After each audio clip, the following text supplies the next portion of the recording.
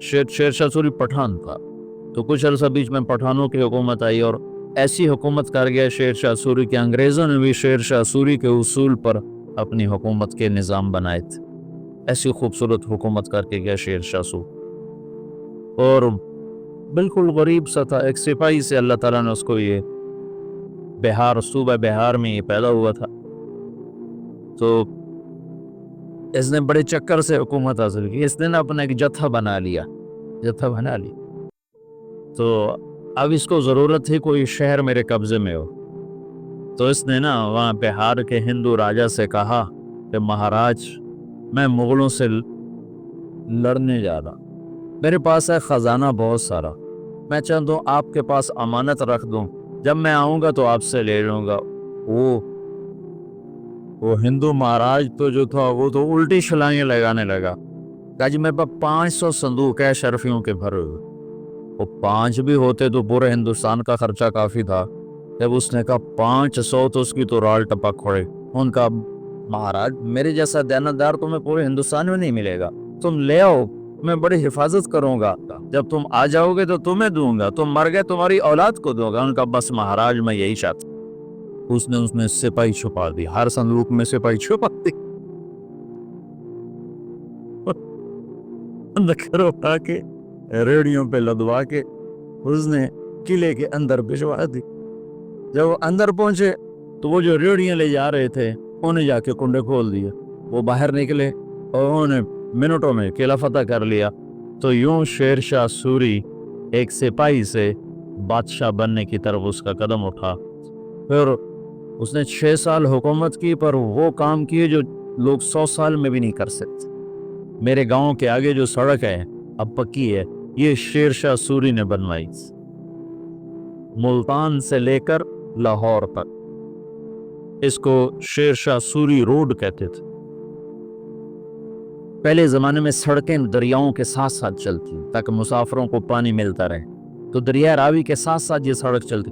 اس وقت دریا راوی زندہ تھا، آباد تھا، اب تو مرمرا گیا بیچارہ، تو وہ ہمارے ساتھ بہتا تھا دریا راوی، تو لمبا دریا راوی کے بالکل کنارے کے اوپر تھا۔ جتنے بڑے اور مشہور شہر ہیں اگر آپ دیکھو گے تاریخ میں تو وہ بڑے دریاؤں کے کناروں پر ہوتے تھے، کہ پانی کا بڑا وسیلہ دریا ہوتا تھا، ایسے کنویں اور ایسے نلکے ٹیوبل تو ہوتے نہیں تھے، تو دریاؤں سے پانی حاصل کیا جاتا تھا۔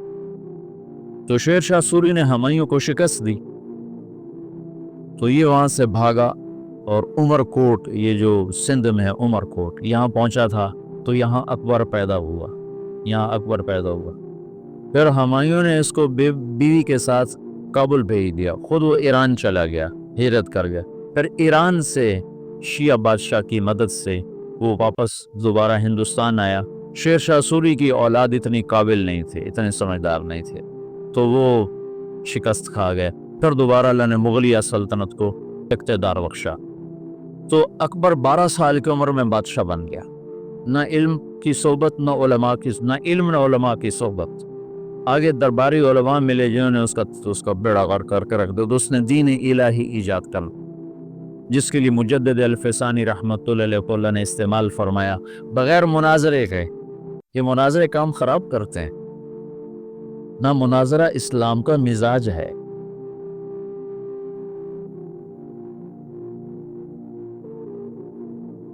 تو درباری علماء نے اکبر کا ستیاناش کر کے رکھ دیا، دین الہی اس نے ایجاد کی، علماء سے تنگ آ کر، ان درباری علماء سے تنگ آ کر مجدد الفسانی رحمت اللہ علیہ نے بغیر مناظرے کے دین الہی کو مٹا دی، کسی ایک جگہ مناظرہ نہیں کیا، حالانکہ لا الہ الا اللہ محمد الرسول اللہ اکبر ذل اللہ یہ کلمہ تھا، اکبر ذل اللہ، اس کو رد کرنا کتنا آسان تھا مناظرے سے۔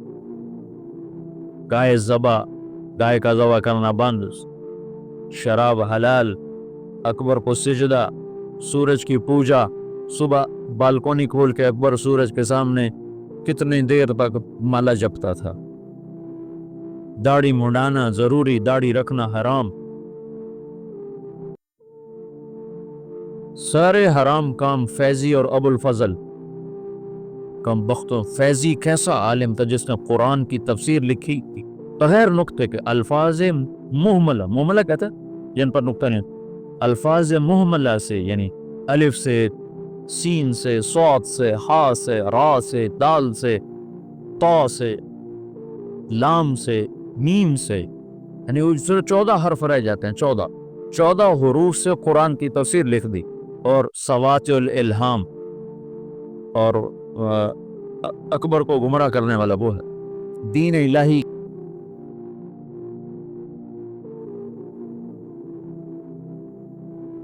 नानोतवी को ना तो वाली दक्कन हैदराबाद ने ख़त लिखा कि हज़रत आप मेरे पास तशरीफ़ लाएं, मैं आपको 500 रुपये महीना तनख्वाह दूँ। 500 रुपये महीना 50 लाख रुपया महीना है आज का, 50 लाख रुपया महीना। तो हज़रत नानोतवी ने ख़त लिखा कि मैं देवबंद में पढ़ाता हूँ, मेरी 5 रुपये तनख्वाह है, 2 रुपये मैं मदरसे में चंदा दे देता हूँ, तो 2 रुपये में मेरे मियाँ बीवी का बखूबी गुजारा हो जाता है, और 5वां रुपया मुझे सारे महीने परेशान करता है कि इसका क्या करूँ। तो 500 को लेके क्या करूँगा, 500 को लेके क्या करूँ। तो यहाँ उलमा की खेप ऐसी आई जो बिकी नहीं। एक दफ़ा किसी ने पूछा क्या कर रहे हो फैजी से, कहा इल्हाद के मज़े ले रहा, इल्हाद के मज़े ले रहा। जहांगीर आगे मुजद्दिद अल-फ़सानी का सोबत याफ्ता निकला।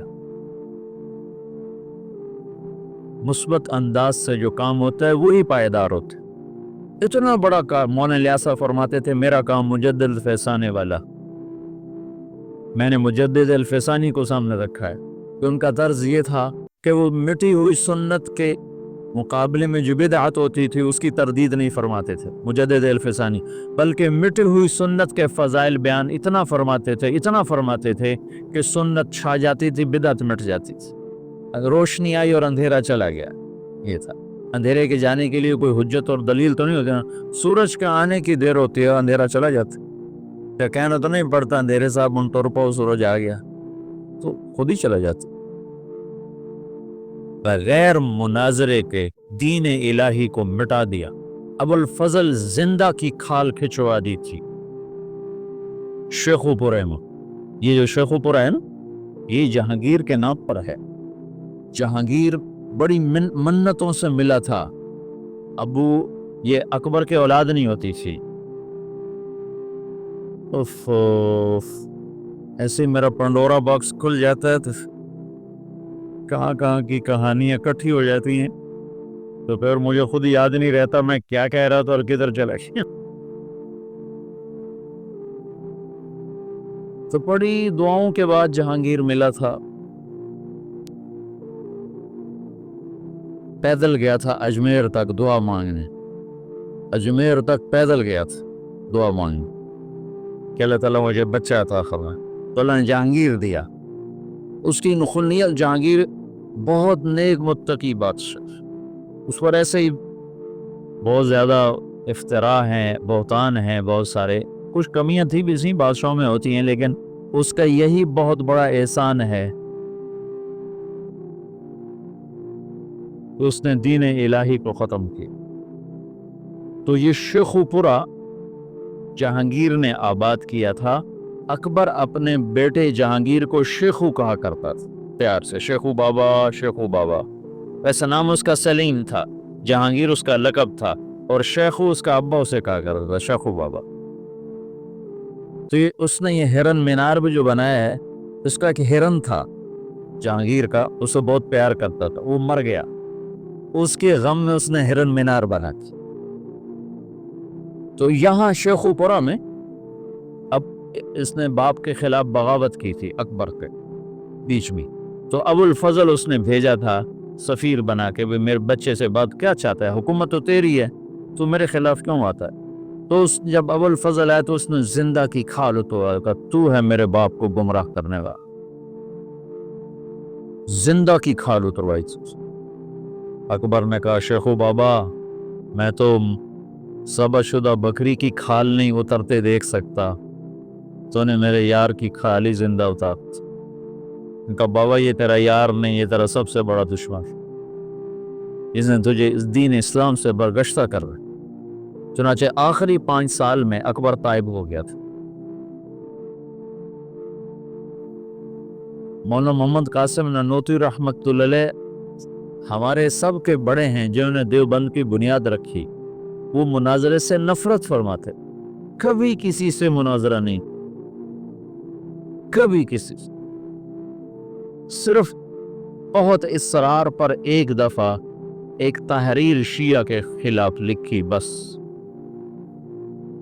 جس پر مسلمان کا نام آتا تھا اس سے مناظرہ نہیں کرتے تھے، حالانکہ وہ ایسے مناظر تھے کہ وہ آریاؤں سے اور عیسائیوں سے، غیر مسلموں سے بادشاہ تھے مناظر کی۔